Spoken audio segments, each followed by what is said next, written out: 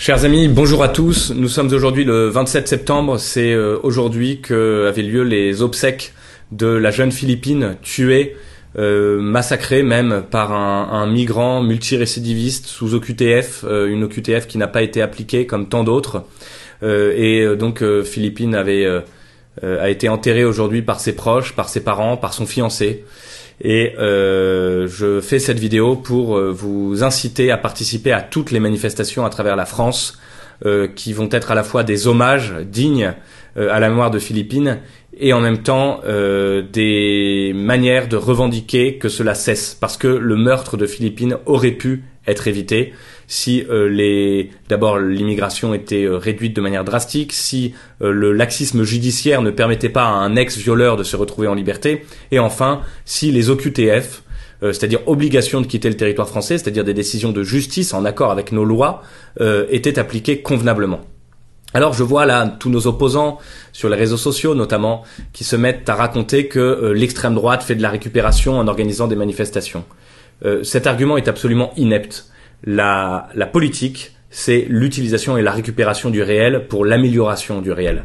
Lorsque une usine délocalise et que les syndicats manifestent, ils ne font pas de la récupération sur le chômage. Ils tentent d'améliorer les choses. Eh bien, c'est exactement ce à quoi je vous invite en participant massivement à toutes les manifestations, parce que on ne peut pas laisser les partis politiques avoir la main mise sur les décisions. Il faut exercer une pression populaire intense pour que cesse enfin cette espèce de massacre organisé, cette longue liste de meurtres qui se succèdent mois après mois, commis par des OQTF. Ces choses-là, encore une fois, sont évitables. On a un nouveau ministre de l'Intérieur qui prétend depuis 25 ans qu'il a des opinions sécuritaires, identitaires, au moins droitières en tout cas. À son arrivée au gouvernement, il a fait de grandes déclarations. Eh bien, aidons-le. Aidons Bruno Retailleau à tenir ses promesses. Nous allons voir si les préfectures interdisent ces manifestations. Si tel est le cas, il est à craindre que la colère populaire finisse par vraiment exploser. Il est à craindre ou à espérer, je ne sais pas. En tout cas, je vous convie tous. Et pour ce qui est du mouvement Chouan, il y a une manifestation déjà qui est organisée à Angers. Il devrait y en avoir une à Tours, j'espère. Sans doute d'autres dans l'Ouest, notamment au Mans.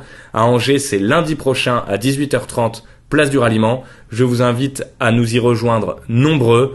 Il y aura d'autres responsables politiques, peut-être des élus, et il ne faut pas laisser passer l'occasion de mettre fin à ce massacre organisé. À lundi.